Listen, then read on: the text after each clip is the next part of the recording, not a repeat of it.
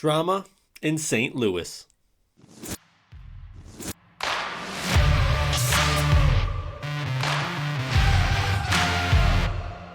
Welcome back to Defending Football. Thank you guys so much for watching. I know. I haven't been around. I am sorry. I got caught up in a lot of things at work, a lot of other things I'm doing, and I ended up having some medical problems. We solved it. So do not be mad at me, unless you're a St. Louis Battlehawks fan. Yes, you read this video correctly. The St. Louis Battlehawks released AJ Mccarron.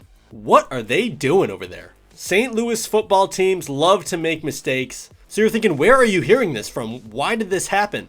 Well, initially, we just saw that AJ Mccarron got released on social media and everyone is panicking, trying to figure out what's going on. Turns out he went on a podcast, the McCready and Siskey podcast. Hard for me to say, but it is down in the description, so go check out that whole interview. There's at least a good 20-minute portion of him talking about this subject, but I will give you a little bundled up version right about now. So apparently AJ Mccarron knew him and the Battlehawks were going in two separate directions in the offseason. He said he just had a feeling about it, and he was totally okay with it. After rehabbing and getting his surgery on his leg, he said he's been feeling great, and he's excited to come back to football. So when Anthony Beck, the Battlehawks quarterback, called him, he basically thanked him for playing for St. Louis and for him and doing such a great job, as he is one of the best quarterbacks in the UFL, no question. And then they decided they wanted to talk about trading AJ Mccarron. Apparently AJ Mccarron is not in the business of being traded, and he wants to go where he wants to go.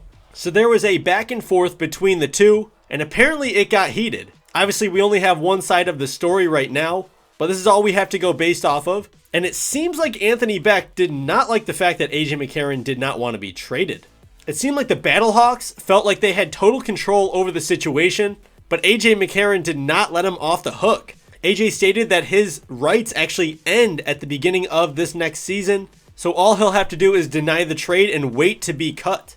Beck didn't really like that answer very much, but AJ said he does not want to help his future team by taking assets away from them to go to the Battlehawks. And especially as a veteran and how well he played for St. Louis, you would think this would be totally understandable, but for whatever reason, there is bad blood there. So they get off the call, AJ Mccarron thinks nothing of it, thinks everything's okay, and they're going to make a statement together. Turns out, he finds out from his kid, and he was unable to put a statement out with the team with the post, only Anthony Beck did. And the way it was phrased, it seemed like he was kind of retiring.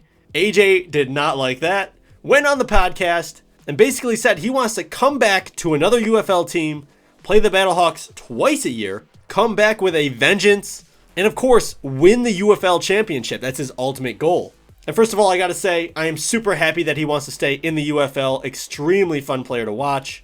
One of the foundational players of the league. So now that some of the dust has settled, what is next? Well, just taking AJ Mccarron by his words, he wants to play the Battlehawks twice a year. Now, how do you play the Battlehawks twice a year? You're probably in division. The only other way to play him twice a year in the UFL would be to play for a USFL team that plays him once in the regular season and once in the championship.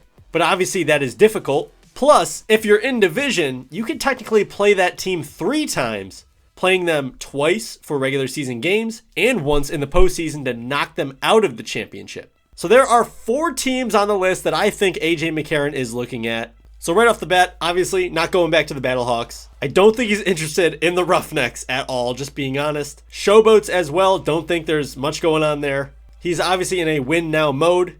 The Michigan Panthers, I don't think are in this because they re-signed all of their 3 quarterbacks from last year. So we're going to talk about the first one, the Birmingham Stallions. Can I see AJ Mccarron going back to Alabama to win a championship?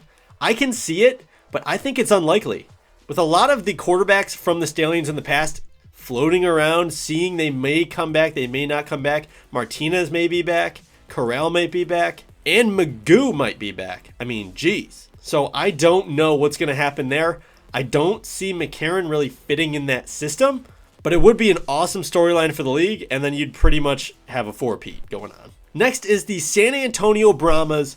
Unfortunately, I could see this happen, especially with their offense being as good as it is. But there's one problem. The Brahmas just signed Kellen Mond, who is assumed to be the starter. So what's going on there? Are they going to trade Kellen Mond to another team and get AJ? I don't know. I don't know if AJ is the build of quarterback that they're looking for, but it is a possibility. Then you have the Arlington Renegades. The thing is, from what I'm hearing, Luis Perez is probably coming back, the Spring King. And if he is, I don't know if you keep both of those guys on your roster. That's kind of awkward. And Perez has kind of established himself as a pretty damn good quarterback in this league. With Bob Stoops, I don't know if he wants to go away from his guy. But the fourth team, the most intriguing team, and I think the one that might happen, is the DC Defenders.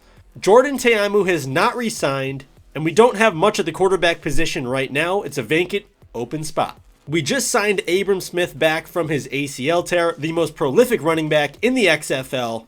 Absolute beast of a player, and if he's even 80% of what he was, he's going to be fantastic this year.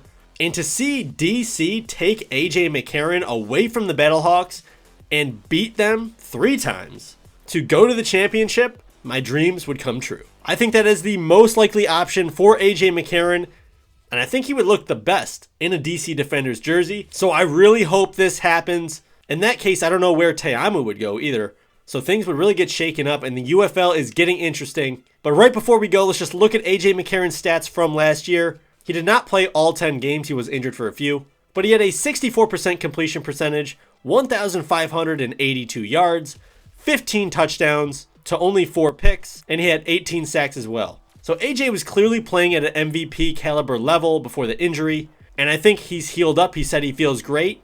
So if you're watching, AJ, come to DC, baby. You know you want to. The power of the beer snake will lead AJ Mccarron to the championship. So what team do you think AJ Mccarron is going to join? Let me know down below in the comments section. So for the love of football, defend football, baby.